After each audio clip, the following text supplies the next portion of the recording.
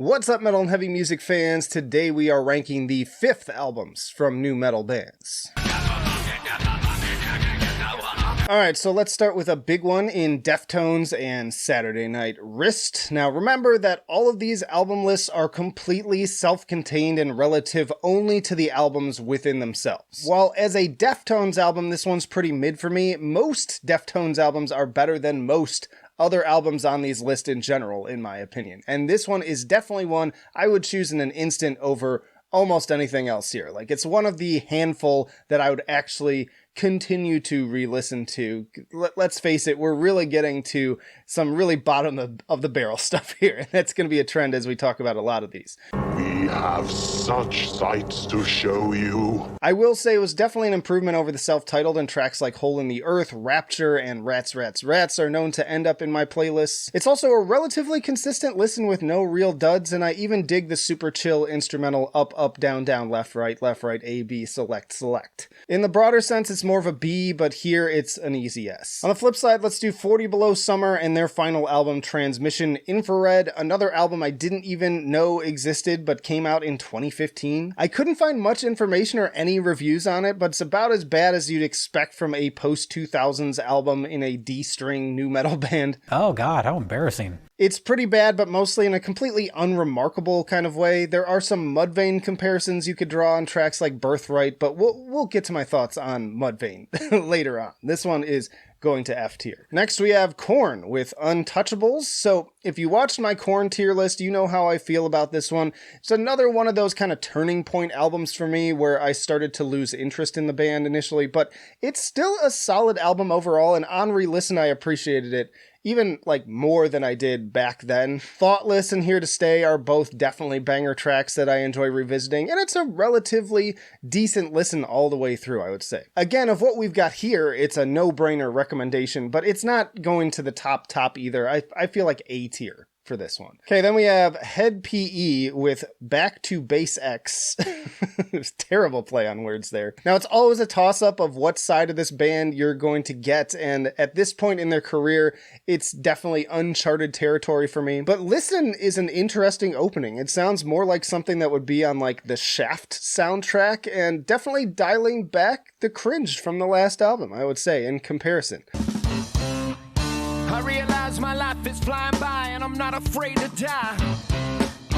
And once more, I respect the diversity of instrumentation on display here. Like, say what you want about Jared's rapping and lyrics, but of the choices here, it's definitely one of the more interesting listens by a long shot. There's hip-hop, punk, funk, reggae, metal, and all sorts of other things in between. The production is a bit weak, and it does feel like a bit of a mess taken together, but again, on this list of mostly rejects, you could do a lot worse, so I'm actually putting it at B tier. Next up is Dope with No Regrets. So this is their second highest charting album, which I found interesting, having not heard anything about this when it came out in 2009. But it's another one of those albums where it's corny, but basically in the same way a lot of their earlier stuff was, and I appreciate that they continue to draw more on the like industrial elements and the sing-along qualities that make it a kind of like fun, turn your brain off kind of experience. Like, I'd say I get the same thing out of listening to a song like 666 or We Are that I do watching a movie like Face Off.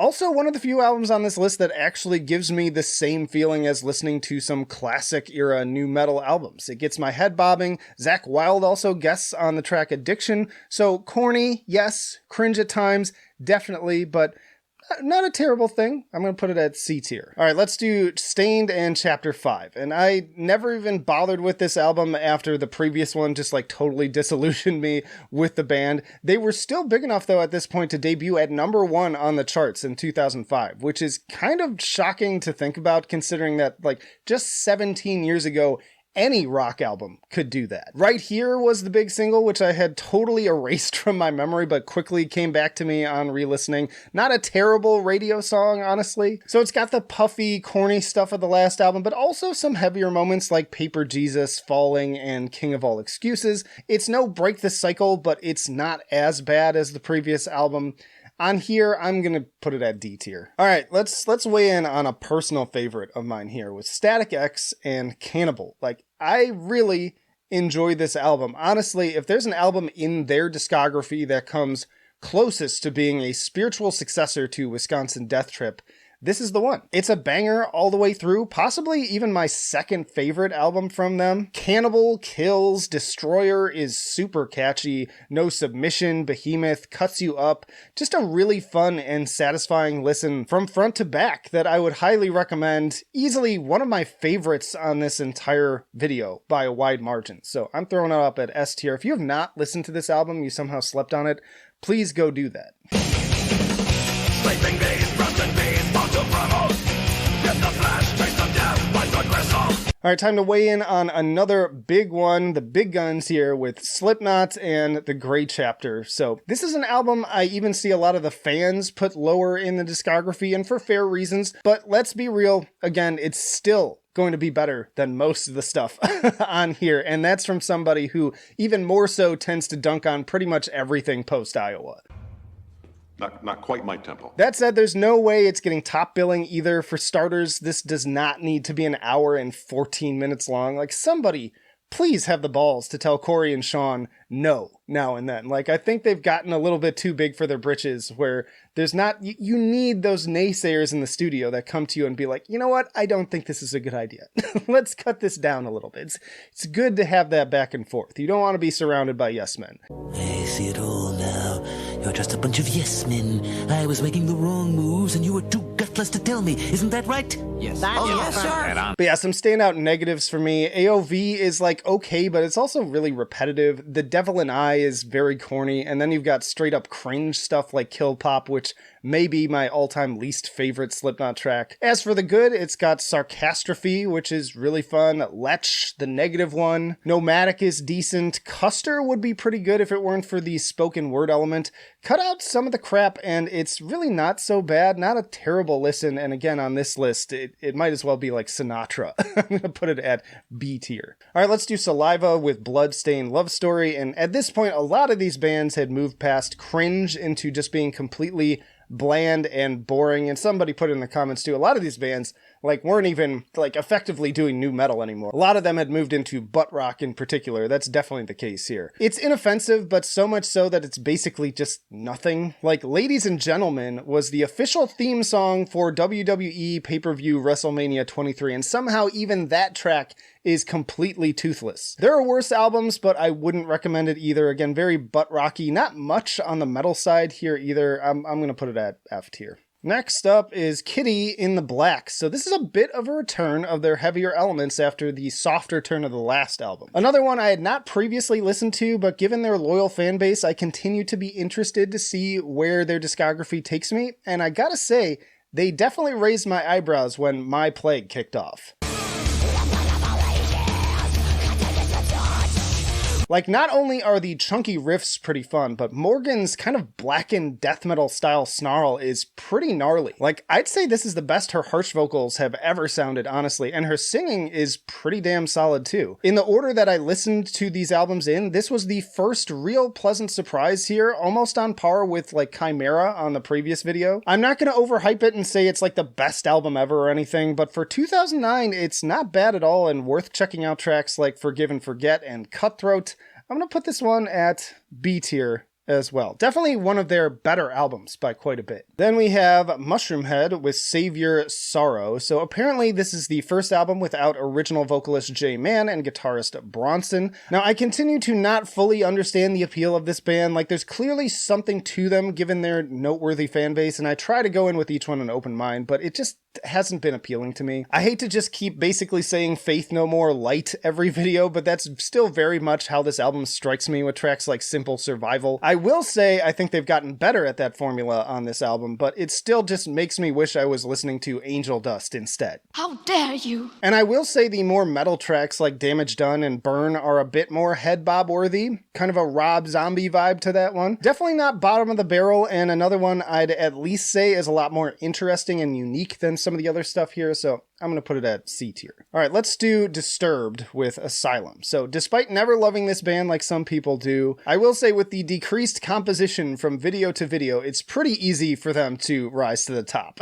Another solid, if pretty typical and familiar sounding title track here, I won't lie, got me jamming along. Interviews with Draymond around this time had him saying he was going for a darker, heavier direction with this one. The Infection has kind of a dirtbag white zombie riff contrasted with the more melodic elements. Warrior and The Animal are pretty decent singles with some memorable hooks. Another Way to Die is the more dynamic, dramatic showcase. Serpentine got some great bass groove to it. Not something I'm overly excited to revisit anytime soon, but still pretty good stuff, and in this group, I would say it's worthy of an A. Alright, the return of Chimaira and The Infection, and yes, I agree with the commenters from the previous video that at that point, they were more of a groove metal band than anything related to nu metal, but damn it, I need something to enjoy on these later lists, and coming off of the high of that last album, I was curious to see where this album would go. And I would actually say that this one does feel like it falls back more into the nu metal tropes of their first two albums, but unfortunately, I think it's to its detriment. I don't know why they made that decision after just how good Resurrection came out, but this album is really boring in comparison. It has some moments, but they all feel like derivative rehashes of things they've already done better. Notably, they also lost their bassist, drummer, and keyboard player after this one. I would still pick it over some of the other stuff here, but it's pretty low. I'm putting it at D tier.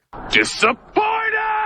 Then we can rally, though, with Soulfly and Dark Ages. Soulfly continuing to be one of the saving graces of consistency on pretty much every video. And in addition to their unique influences, Max has also plenty to be pissed off with again in 2005 when this released, as this was recorded in the wake of another family death in his 8-month-old grandson, as well as the murder of his good friend Dimebag Darrell. True to form, Babylon kicks off on a seriously heavy and infectious note, followed up quickly with the skanky beats and squealing solos of I and I. Arise Again has some fun thrash riffs and start-stop rhythms. The main riff on Frontlines is a total ripper. I don't give up. You don't give up. And as always, we get some world music influences and Portuguese lyrics to break things up and help give it that extra unique twist and those dynamic elements. Pretty solid thing, maybe a little bit over long, so I'm going to put it at A tier. In fact, I would put it up above Disturbed. Next, let's do Limp Bizkit with Gold Cobra, with one of the best Anthony Fantano videos ever. Now, as much as I avoided this album when it came out and cringe hard at that album cover, it's definitely a lot better than Results May Vary or Still Sucks after it. We're back to the original lineup on this one, with Wes just bringing it on the appropriately titled Bring It Back. Feeling a lot of those early 2000s vibes on this one, right down to the music video.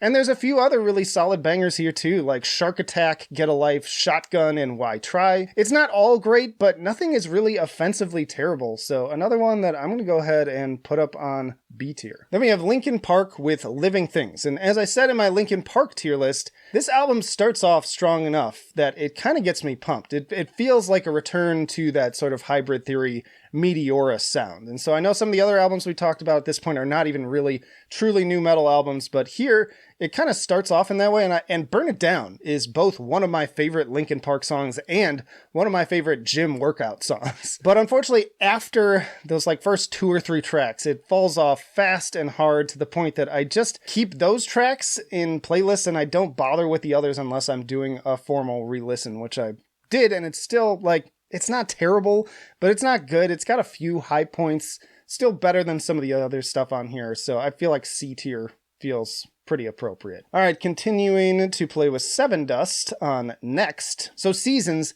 kind of sucked, but they said they felt studio pressure on that one, so I was hoping maybe they'd rally for the follow-up. Unfortunately, that's not really the case, even if it is a slight improvement. Hero is a decent opener, calling back more to stuff like Animosity. Not great, but again, decent. Lejon sounding great as always. We've got 2 singles here in Ugly and Failure. Ugly kicks off with some cool guitars, but kind of gets corny moving into the chorus, and Failure is just sort of meh. And while the heavier moments like Pieces and Silence are a welcome return, they don't hit as hard as they did on the earlier material. In a review, I'd probably give it around a C, but here it's actually more of a D. Alright, I said we were going to talk about Mudvayne, so let's talk about Mudvayne with Mudvayne.